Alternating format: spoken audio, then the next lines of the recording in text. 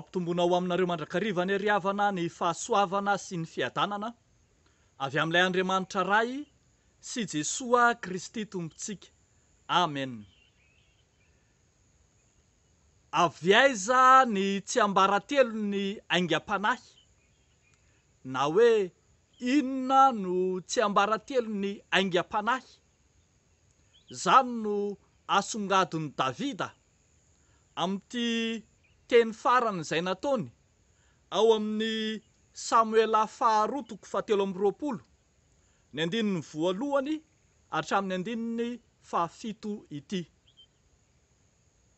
Zovy no tsy mahalala, iza no tsy mahafantatra, iza no tsy mahay fa isan'izay mampihetsi-po indrindra amin'ny famakiana ny asa soratra, ny famakiana ny salamo.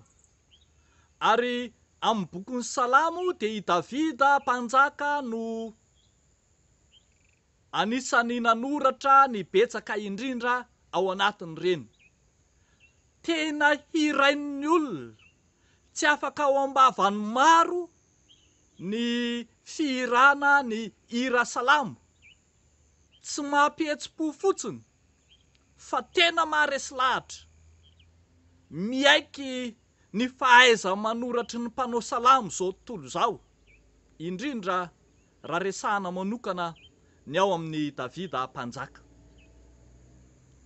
Avy aiza ary ny loharanony izany rehetra izany? Tsy mba taranaka poeta i Davida, tsy mba irony antsoina hoe kalaza sy havanana mahay soratra ireny, fa ambarany Davida eto fa ny fanahin'Andriamanitra no loharano nahazoana ireny aingam-panahy na ahafahana nanao ny asa soratra samihafa ireny. Hony voalaza ny eo amin'ny 2 manao hoe: ny fanahin'i Jehova no mampiteny ahy, ary ny teniny no eo amin'ny lelako. Izany no ambara fa nahazoana nanao ireo fihirana mahafinaritra ho an'i Israely, hoy Davida.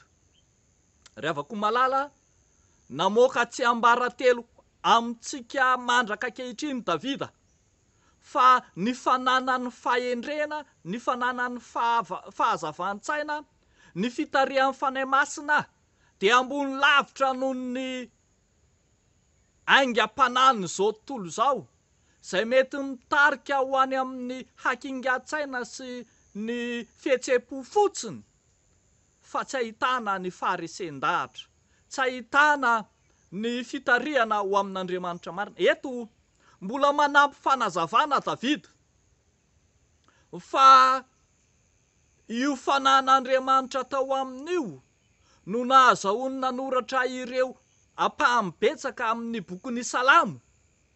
Ny fihirana fiderana an'Andriamanitra io dia mbola io ihany koa no nianteherany ka ananany faharesen-dahatra mazava fa nitarika azy, nanampy azy, ary indrindra nahatanteraka ny teny fikasana. Tsaroana ilay teny fikasana na ilay fanekena izay nataon'Andriamanitra tamin'ny Davida, manao hoe: ianao dia haharitra ho antitra, ary ny zanakao dia asaiko manorina ny tempoly.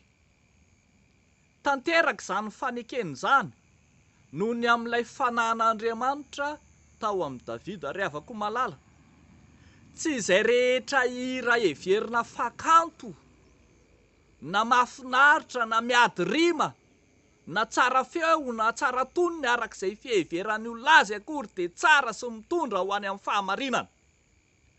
Fa ambara eto fa ny tonon-kira, ny haikanto tarihan'ny fanahin'Andriamanitra dia miavaka.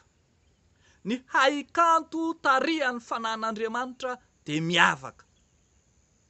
Tsy gaga tsika, misy fotoana toa natao lasa Asambarotra mihitsy aza ny hira-pivavahana. De ny hira-pivavahana avokoa izao tontolo izao zay verina fa mana-talenta sy nahazo aingam-panahy rehetra tany.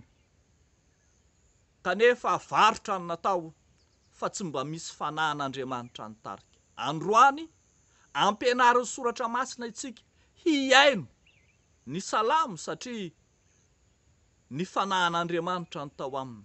Ary mbola ampianariny salamo koa itsika hiaino hira arak'izay hitarihan'ny fanahin'Andriamanitra. Ho mora resy lahatra amin'ny hira tarihan'ny fanahin'Andriamanitra isika, fa tsy ho mora resy lahatry ny hira araka zay heverintsika fa ho kanto na mendrika na tsara rindra na tsara feo koa aza. Ny fanahin'Andriamanitra no fanalahidy tsy ambaratelo azahoana ny aingam-panahy. Eo amintsika rehetra zany tenin'Andriamanitra zany tena ahafahantsika mideran'Andriamanitra amin'ny fotsika sy ny saitsika ary ny fanahintsika manontolo tokoa, tahaka izay efa nataon'i Davida fahizay. Amen. Hivavaka isika. Misaotra anao zay ry Andriamanitra rainay ao amin'i Jesosy Kristy zokinay eo. Misaotra anao zay noho ny fahatsaranao, asehonao tamin'ny mpanomponao, asehonao tamin'ny tononkira-panahy rehetra zay nataony. Lovainay mandraka ankehitriny, arahanay ary ampiarinay eo amin'ny fiainanay. Misaotra anao Tompo, fa lehibe ny anaranao. Ary ndreto izahay vonona koa amin'izao andro ankehitriny izao, amin'izao sisa izao, hideranao Tompo amin'ny fitarihan'ny fanahy masina, tsy amin'izay haikanto hainay, fa amin'ny fitarihan'ny fanahinao masina irery ihany. Mivavaka izay manokana ho an'ny mpamorokira kristianina rehetra, ahafahana midera ny anaranao, mba omenao zany fanahinao zany koa izy ireny, hitarika azy ireny amin'ny famatsiana ny ondrinao Andriamanitra, amin'ny fiderana ho anao Andriamanitra raha teo. Dia ataonay sy angatanay amin'ny anaran'i Jesosy Kristy izany mivavaka izany, ho anao ny dera sy ny laza ary voninahitra mandrakizay. Amen.